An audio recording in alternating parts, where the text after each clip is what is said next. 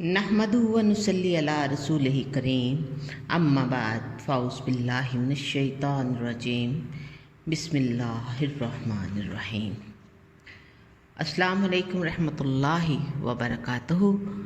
Muslim women channel के तवस्सुत से सहाबियात पे मबनी एक नया सिलसिला शुरू किया जा रहा है, जो कि आज कल की मुसलमान ख़वातीन के लिए और आने वाली मुसलमान ख़वातीन के लिए एक रोशन रास्ता साबित होगा।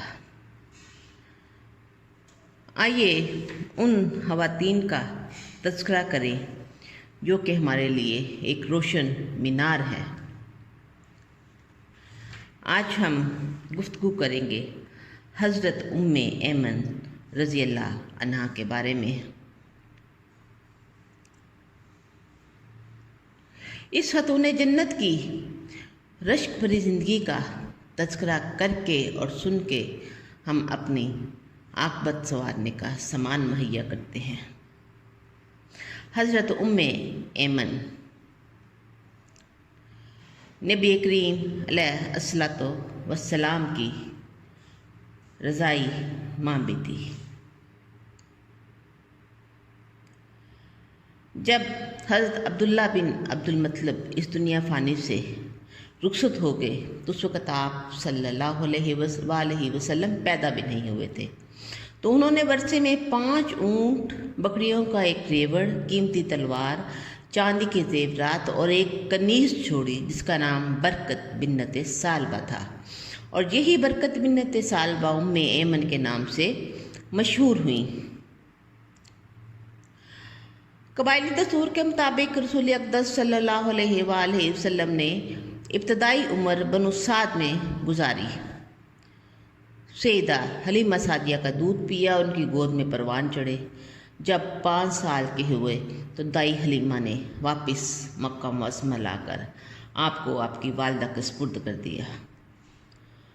उम्र मुबारक 6 बरस हुई तो वालदा माजिदा ननियाल बनु नजार से मुलाकात के लिए मदीना मुनव्वरा का सफ़र इख्तियार करती हैं और साथ में ही ये कनीज़ बरकत बिन्नत सालबा भी होती हैं। मदीने से वापस लौटते हुए जब ये काफ़िला पहुंचता है अबवा के मकाम पर तो अचानक आपकी वालदा की तबीयत ख़राब हो जाती है और वो इस दुनिया से रुखसत हो जाती हैं। उनको फिर उसी अबवा के मकाम पर दफन कर दिया जाता है। बरकत बिन्नत सालबा ने आप वसल्लम को गोद में लिया, दिलासा दिया, माँ का हलापुर करने की हत्तल मकदूर कोशिश की।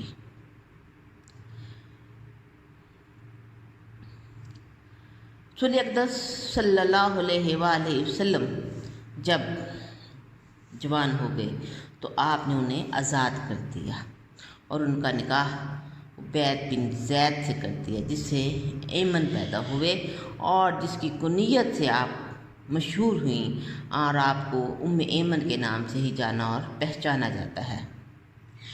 उम्मे ऐमन की अपने ख़ावंद से अलहदगी हो गई क्योंकि उन्होंने इस्लाम कबूल नहीं किया था।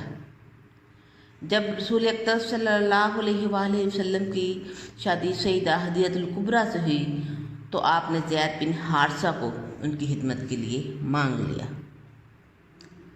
ये वो जन्नती खातून हैं जिसके लिए रसूल अकरम सल्लल्लाहु अलैहि वसल्लम ने ये इरशाद फरमाया, जो कोई किसी जन्नती खातून से शादी करना पसंद करता है तो वो उम्मे ऐमन से शादी कर ले।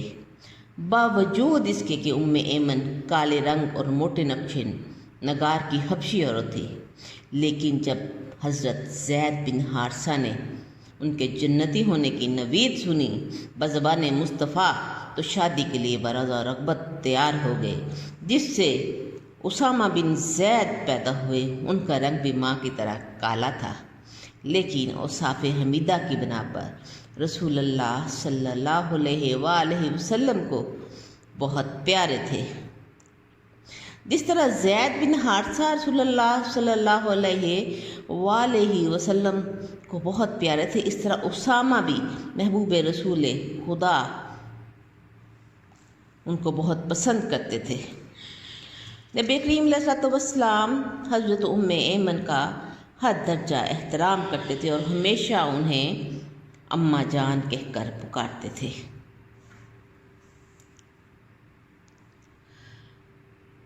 حضرت عائشہ صدیقہ رضی اللہ عنہ بیان کرتی ہیں کہ ایک روز رسول اقدس صلی اللہ علیہ وآلہ وسلم پانی پی رہے تھے اور ایمن بھی وہاں موجود تھی۔ انہوں نے دیکھتے ہی کہا، یا رسول اللہ مجھے بھی پانی پلائیے۔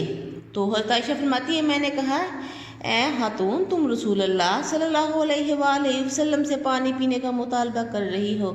اس نے کہا، کیوں نہیں، میرا حق بنتا ہے، میں نے ان کی بہت خدمت کی ہے۔ رسول اللہ صلی اللہ علیہ وآلہ وسلم یہ بات سن کے مسکرائے اور ارشاد فرمایا کہ عائشہ یہ سچ کہتی ہے، اور آپ صلی اللہ علیہ وسلم نے ان کے ادب و احترام کے ساتھ ان کی خدمت میں پانی پیش کیا۔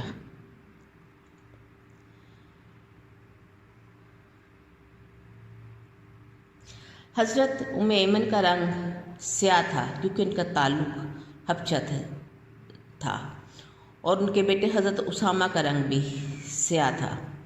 منافقین تانے دیا کرتے تھے کہ یہ اسامہ زید بن حارثہ کا بیٹا ہی نہیں ہے، کیونکہ حضرت اسامہ خوبصورت تھے۔ رسول اکرم صلی اللہ علیہ وآلہ وسلم یہ باتیں سن کر غمزدہ ہو جاتے تھے۔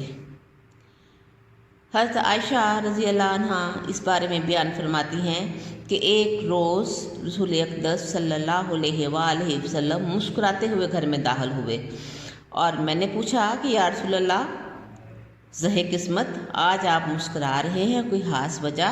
تو آپ نے فرمایا، ہاں، آج ایک عجیب واقعہ ہوا ہے۔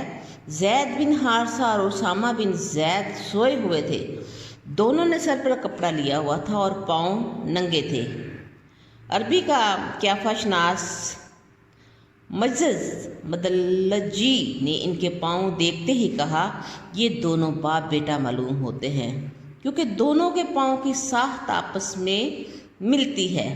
اور میں یہ سن کر بہت خوش ہوا، اور یہ مجھے لگا کہ یہ منافقوں کے منہ پر ایسا زوردار تماچا ہے کہ جس کا جواب نہیں۔ حضرت ایمن کی کرامات کا تذکرہ بھی تاریخ میں ملتا ہے کہ طبقات ابن سعد میں ہے کہ حضرت ایمن سفر کر رہی تھیں تو دوران ہجرت انہیں شدید پیاس لگی، ہونٹوں پر پیاس کی وجہ سے پٹریاں جم گئی اور حلق میں کانٹے چبھنے لگے، ایسا تھا کہ جان لبوں پہ آ گئی ہے اور پانی کا کہیں کوئی آسرا نظر نہیں آتا تھا۔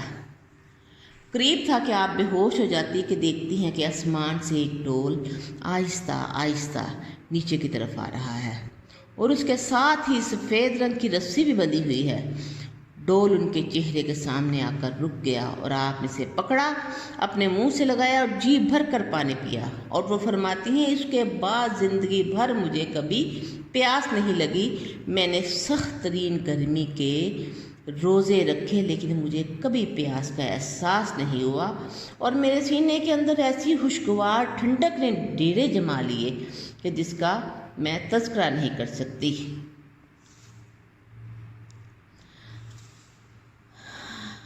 رضا الہی کے حصول کے لیے مدینہ منورہ کی جانب پیدل جب آپ سفر ہجرت پر رواں دوا تھی تو یہ واقعہ پیش آیا کہ موت 2 قدم پر سامنے نظر آنے لگی، تو لیکن اللہ کے راستے میں ہجرت کرنے پر اللہ سبحانہ و تعالیٰ نے آسمان سے آپ کے لیے ٹھنڈے میٹھے پانی کا ڈول نازل کیا، جو کہ انہوں نے پیا۔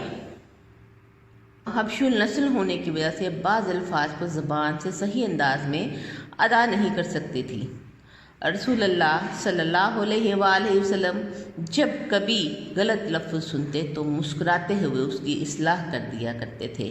وہ عموماً سلام اللہ علیکم کہتے ہوئے سلام اللہ علیکم کہہ جایا کرتے تھی۔